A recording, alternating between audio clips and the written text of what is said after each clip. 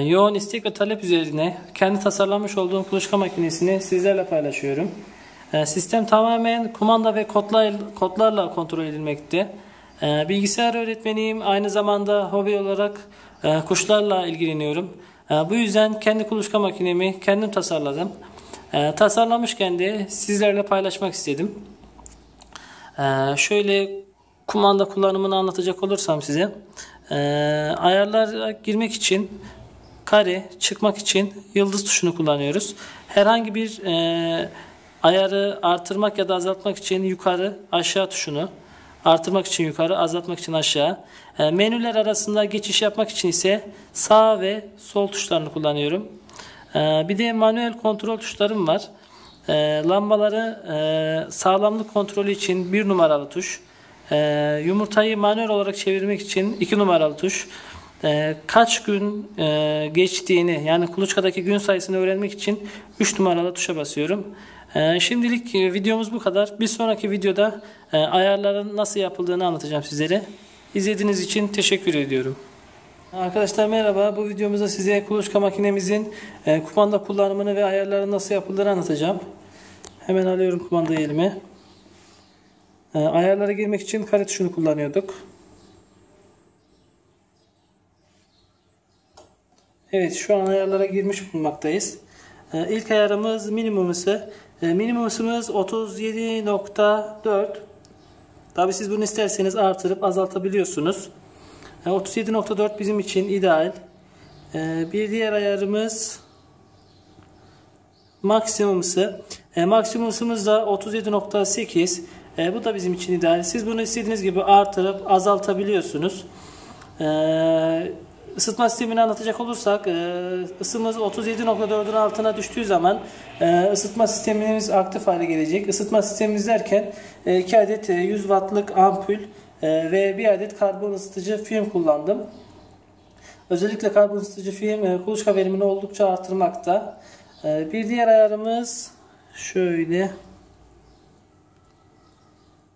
Minimum nem. Minimum nemimiz 54.50. Tabi siz bunu istediğiniz gibi artırıp azaltabiliyorsunuz. Maksimum nemimiz de 55.50. Bu ne demek oluyor? Nemimiz 54'ün altına düştüğü zaman nemlendirme sistemimiz aktif hale gelecek. 55'in üstüne çıktığı zaman da nemlendirme sistemimiz pasif hale gelecek. Nemlendirme sistemimizde ne var? 1,5 litrelik bir su kabı ve içinde su ısıtıcı var. Normalde bu 1,5 litrelik kap 2 gün idare ediyor. Lakin siz günlük değiştirirseniz daha iyi olacaktır tabii ki. Bir diğer ayarımız nemlendirmeye gelmişken kuluçkanın son 3 günü nemi artırmanız gerekiyor. Bunu çoğunuz biliyorsunuzdur. Onu da yine buradan artırabiliyoruz. Bir diğer ayarımız motor durum. Motor durum 0 olduğu sürece yumurtalar her yarım saatte bir otomatik olarak dönecektir. Lakin siz bunu otomatik döndürmeyi kapatabilirsiniz. Bunun için motor durumu 1 yapıyorum. Motor durumunu 1 yaptığımda otomatik çevirmeyi kapatıyorum. Bu ne işimize yarayacak? Kuluçkanın son 3 günü ya da civcivler çıktıktan sonra döndürmeyi durdurmak isteyebilirsiniz. Onu da işte buradan motor durumu 1 yaparak döndürmeyi, yani otomatik döndürmeyi durduruyoruz.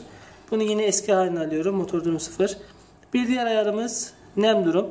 Nem durum 0 olduğunda yine motor durum gibi nemlendirme sistemi otomatik olarak aktif hale gelecektir. Yani nem belirlediğimiz değerlerin altına düştüğünde nemlendirme sistemi aktif, üstüne çıktığında nemlendirme sistemi pasif hale geçecek. Yine otomatik nemlendirmeyi durdurmak isteyebilirsiniz. Bunun için de nem durumu 1 yaptığımız zaman otomatik nemlendirme pasif hale geliyor. Bunu da yine 0 yapıyorum, eski haline getiriyorum. Ve nemlendirme otomatik oluyor. Diğer ayarımız gün. Makinemiz aynı zamanda gün sayma işlemi de gerçekleştirmekte. Siz kuluçka gününü girdiğiniz zaman, mesela 1. günü girdikten sonra kendi otomatik olarak gün artırıyor. 31 güne kadar da sayma işlemi yapıyor. Şu an ben 16. gündeyim. Bütün işlemleri, ayarları yaptıktan sonra yıldız tuşuna basarak kaydedip çıkıyorum. Son bir kez gösteriyor ve çıkıyor. Evet, kuluçkamız başladı şu an. Makine kendini ısıtmaya ve nemini ayarlamaya başladı. Evet, şurada ekranda da görüyoruz. Eğer görebilirsek. Evet. Şu an kuluçka başladı. Sıcaklık ve nem değerleri ekranda yazıyor. Sıcaklığımız 37.80'e kadar artacak. Size manuel tuşları da göstermek istiyorum. Bir numaralı tuş lamba sağlamlık kontrolü. Evet, basıyoruz. Evet, lambamız birer saniye aralıklarla yanıp sönüyor. Gördüğünüz gibi ampullerimiz sağlam. 2 numaralı tuş yumurtaları manuel olarak çevirme işlemi yapmak için basıyorum. Evet, şu an yumurtalar manuel olarak dönmekte. Gördüğünüz gibi. Dönme işlemi yumurtalar için hayati önem taşımakta. Kuluçka verimini artırmak ve daha sağlıklı civcivler çıkartmak için yumurtanın sürekli dönmesi lazım. Bir diğer anlatacağımız manuel tuşumuz ise 3 numaralı tuş. 3 numaralı tuş bize kuluçkada geçen gün sayısını gösteriyor. Yani kuluçkada kaç gün geçtiğini 3 numaralı tuştan görüyoruz. Hemen basıyoruz.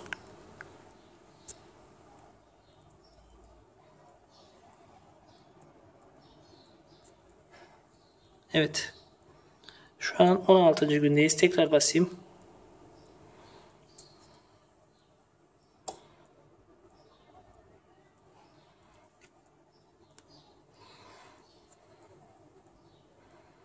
Evet. Geçen gün sayısı 16.